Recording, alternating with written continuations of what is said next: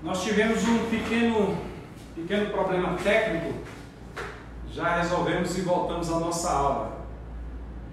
Aí travou tudo aqui, mas já volta ao normal.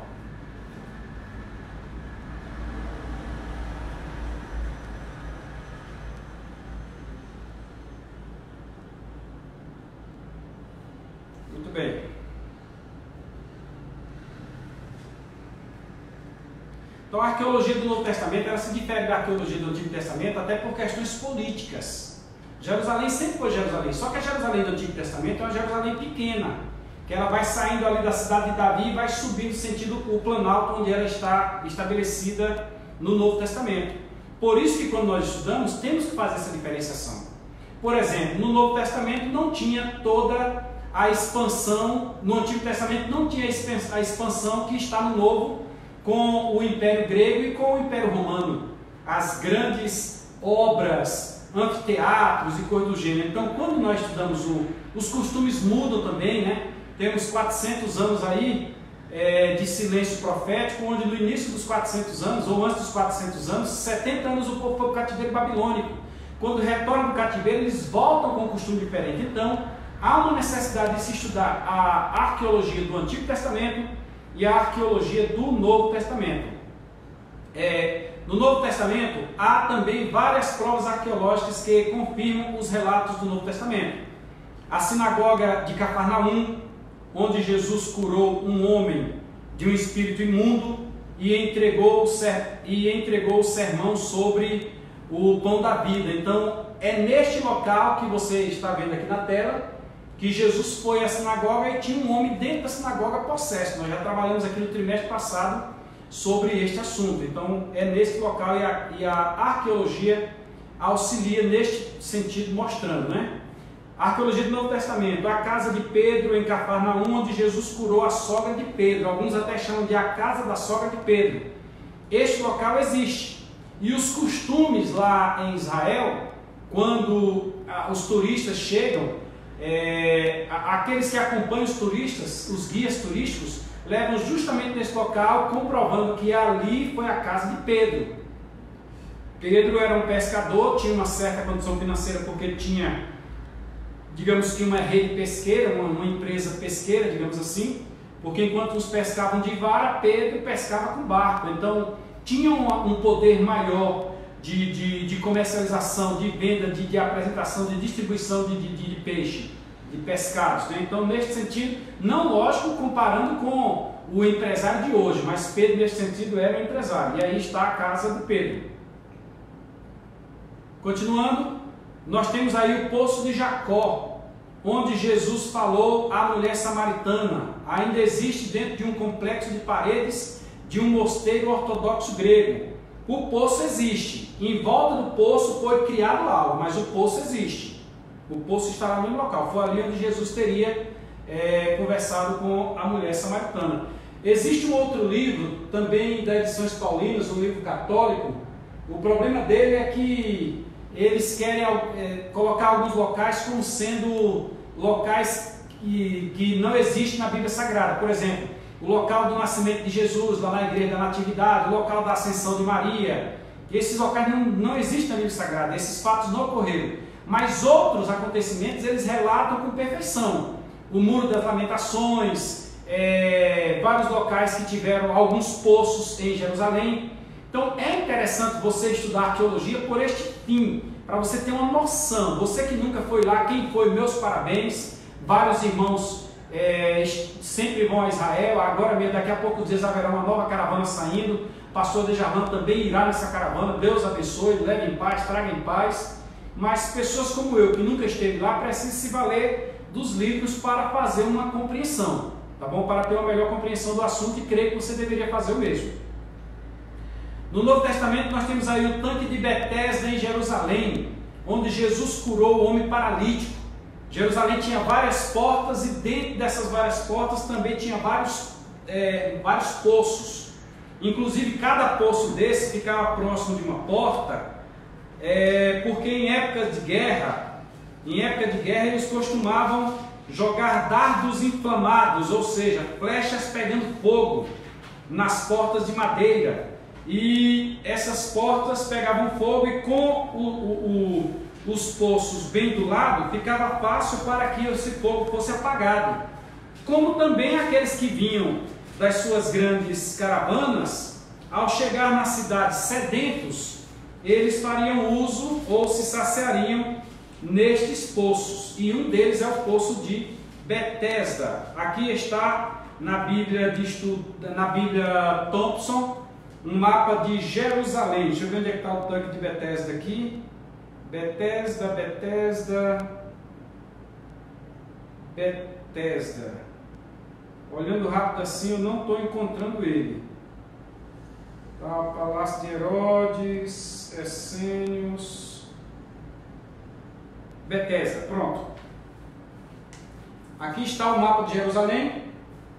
E bem aqui neste canto, aqui em cima, neste canto aqui está aqui o tanque de Betesda. O tanque de Betesda. Então, você tem a Jerusalém dos dias de Cristo, o templo, e o mais próximo do templo era o tanque de Betesda. Ficava aqui no sentido leste-oeste, no sentido leste, no sentido oriente. Ficava aqui, ó. Não, minto. O oriente é aqui de frente do templo. Leste, oeste, norte. No sentido norte. No sentido norte do templo ficava o tanque de Betesda. Prova que a Bíblia tem razão. Observe isso aí. Piscina de Siloé, em Jerusalém, onde Jesus curou um cego. É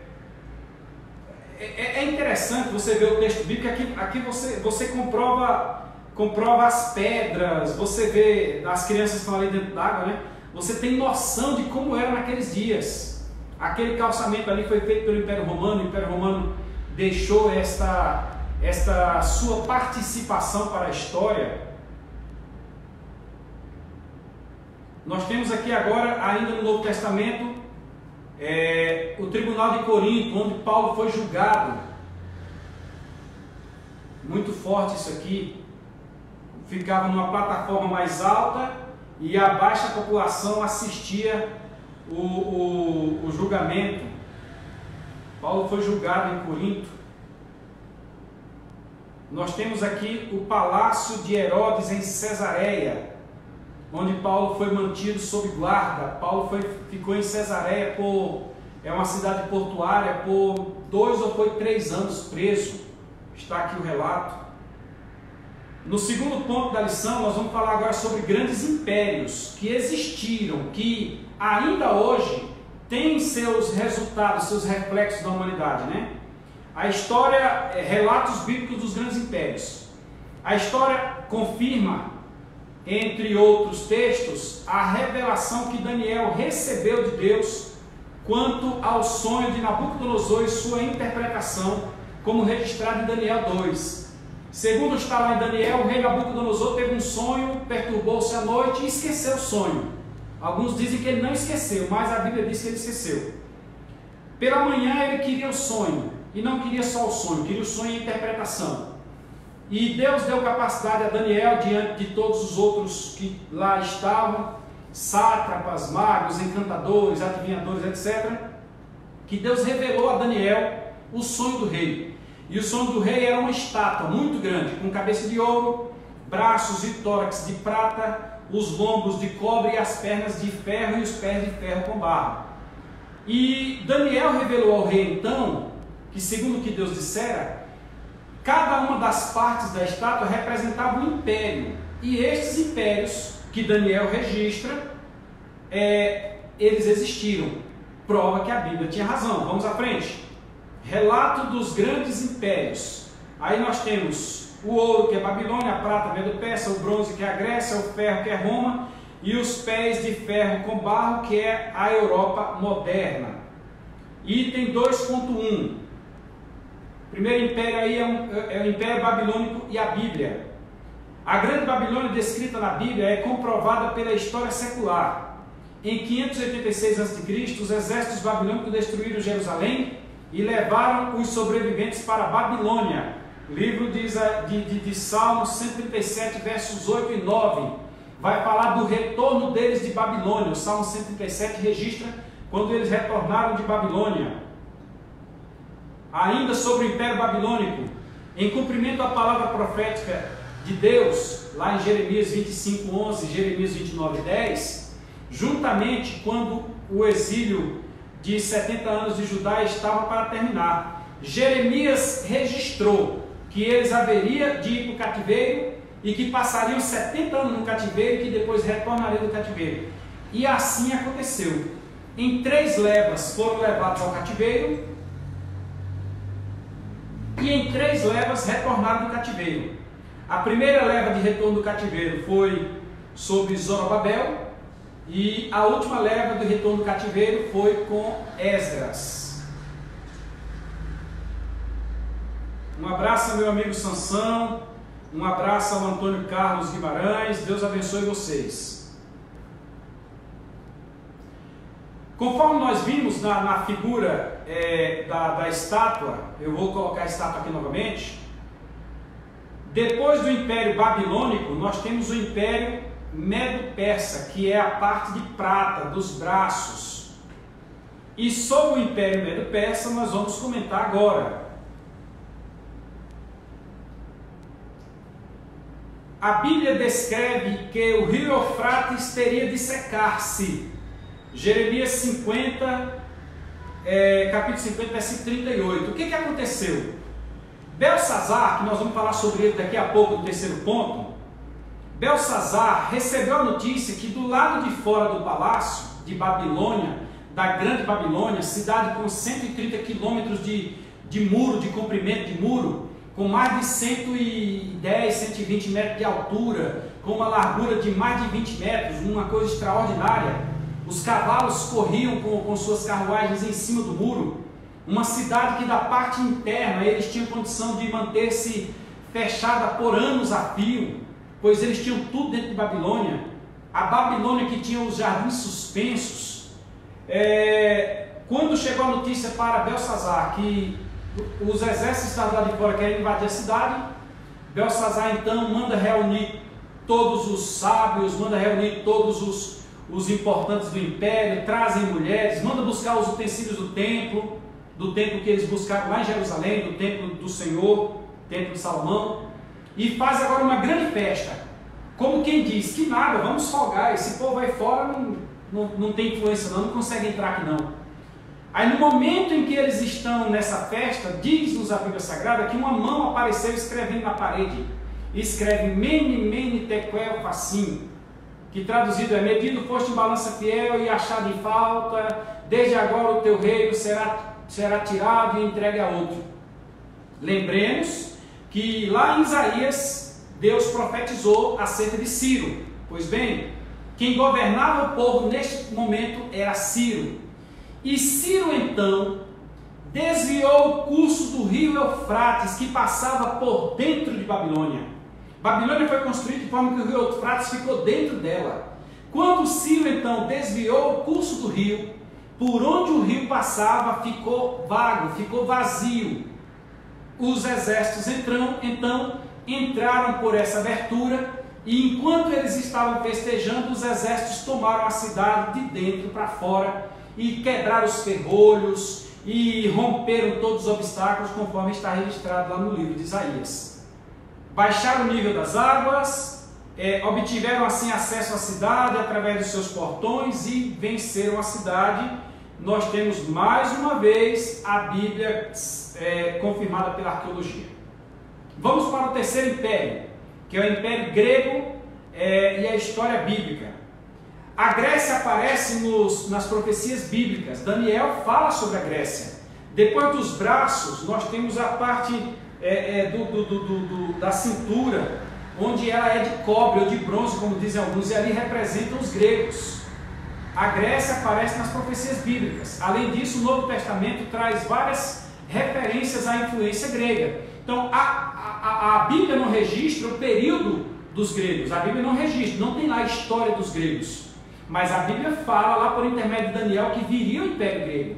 Inclusive, é registrado lá em Daniel a forma como o Império Grego seria dividido em 4 partes, pelos comandantes de Alexandre Magno.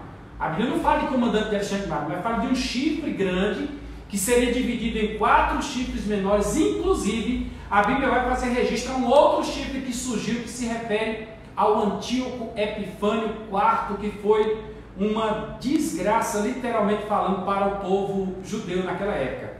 E você vai compreender isso lendo os 2 livros que nós já citamos, entre o Antigo e o Novo Testamento e período interbíblico. Você vai compreender. Vamos à frente.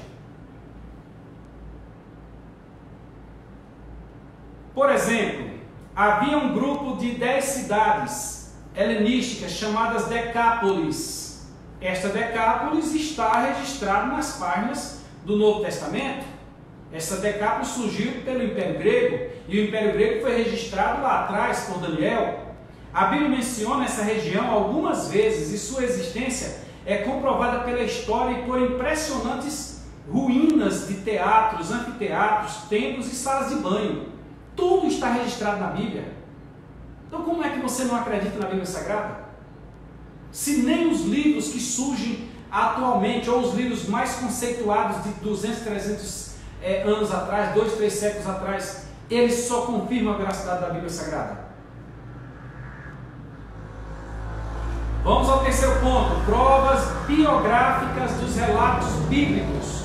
3 homens que surgiram na história, que seus nomes estão registrados nos anais dos livros da história, que eles estão na Bíblia Sagrada. O primeiro deles, Belsazar, que fiz referência há pouco na invasão de Babilônia, e inclusive Belsazar no Império Babilônico. Depois, Ciro, que é o Medo-Persa, que foi registrado cerca de 300 anos antes do seu nascimento.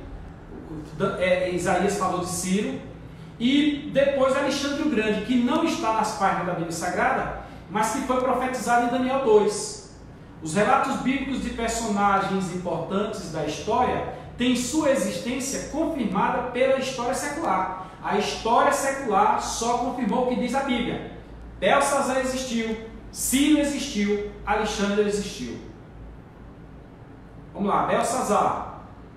O livro de Daniel conta que um homem chamado Belsazar foi rei em Babilônia. Arqueólogos fizeram descobertas que confirmam este relato bíblico. Vamos à frente.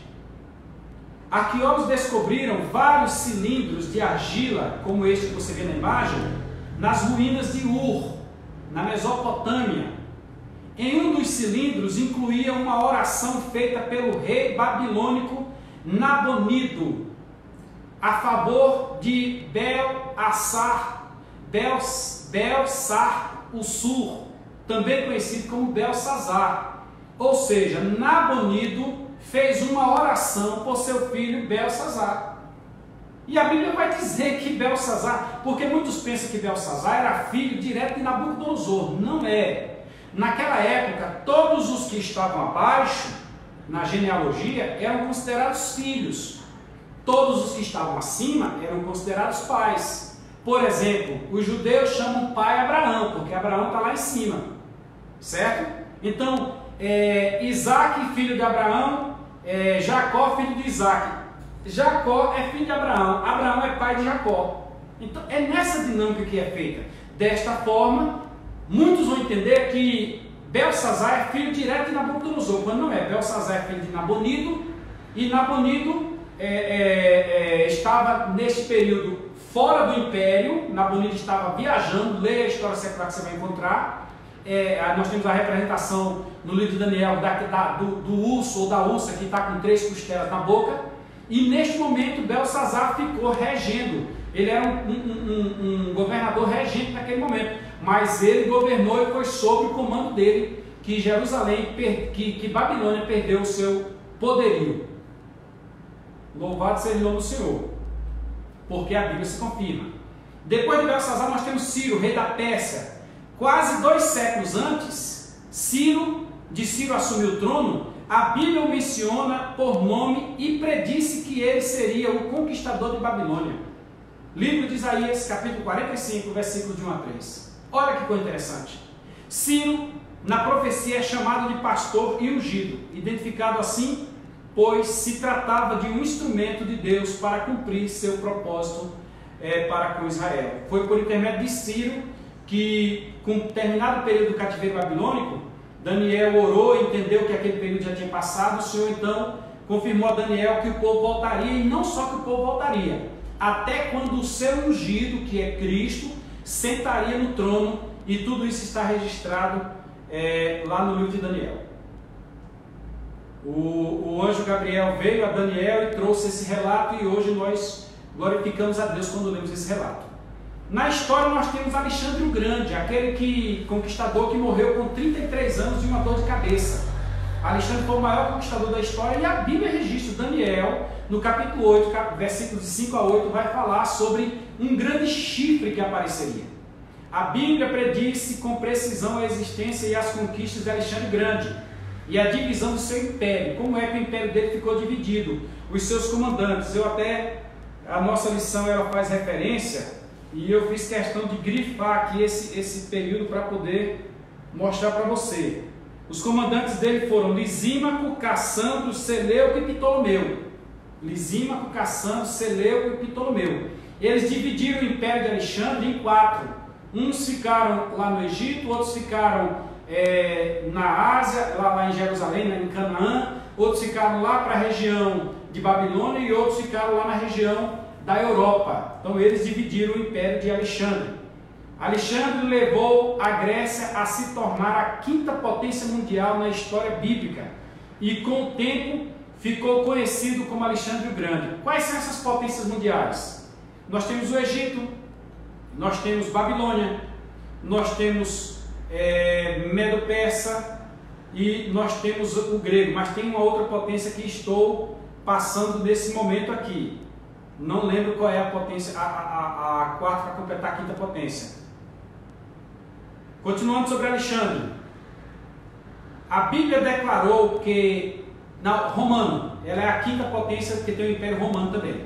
Tem o Império Romano também. Ela ficou nesse contexto aqui. A Bíblia declarou de modo específico que o grande chifre, Alexandre, assim que se tornasse forte, seria quebrado. Alexandre conquistou o mundo inteiro e em pouco tempo, e com 33 anos morreu, e substituído por outros 4. Quem são esses outros 4? Cassandro, Lisímaco, Seleuco e Ptolomeu, acrescentando depois que nenhum deles seria descendente de Alexandre. Nenhum era descendente direto de Alexandre. E assim, meu querido irmão, e você que sempre nos acompanha pelo Preparando-se para a EBD, nós chegamos à conclusão de mais uma extraordinária lição. Na matéria apologética cristã, você, servo de Deus, você, obreiro, precisa manter a linha e sustentar que não existe inerrância na Bíblia Sagrada, que a própria arqueologia ela comprova a Bíblia Sagrada. E aí vimos alguns dos relatos. Eu digo alguns porque se você adquirir a Bíblia arqueológica, se você fizer uso da Bíblia cronológica, se você fizer uso da Bíblia Thompson, se você fizer uso do Mundo da Bíblia, do Atlas Bíblico, dos tempos do Antigo e do Novo Testamento, fizer uso do Descobrindo a Bíblia, fizer uso do período interbíblico e entre o Antigo e o Novo Testamento, dentre outros livros que eu ainda tenho e que as livrarias evangélicas dispõem por aí, ou então suas pesquisas no YouTube, pesquisas em bibliotecas, etc., especialmente sobre arqueologia, você vai descobrir que a sua Bíblia não tem erro. Então seja um defensor da Bíblia Sagrada, seja mais um apologista também. Conclusão: não cremos na Bíblia por causa dos fatos aqui citados. Isso aqui para nós é mera referência. Porém, essas evidências externas a favor da Bíblia colaboram para provar a sua veracidade e importância, ajudando a substanciar sua informação em ser a palavra de Deus.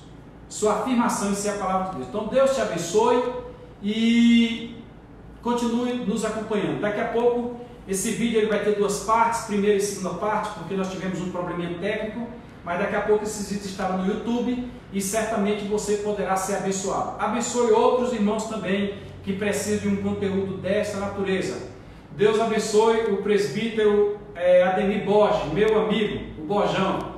Fica na paz do Senhor, dá um abraço a Shirley, dá um abraço aos meninos e fala que estamos com saudade, estamos aqui servindo a Jesus. E tem também, tem um irmão aqui que eu não vou saber falar o seu nome, Adeilton, eu acho que é isso, Adeilton. Deus abençoe, Adeilton Silva. Um abraço a todos, na paz do Senhor.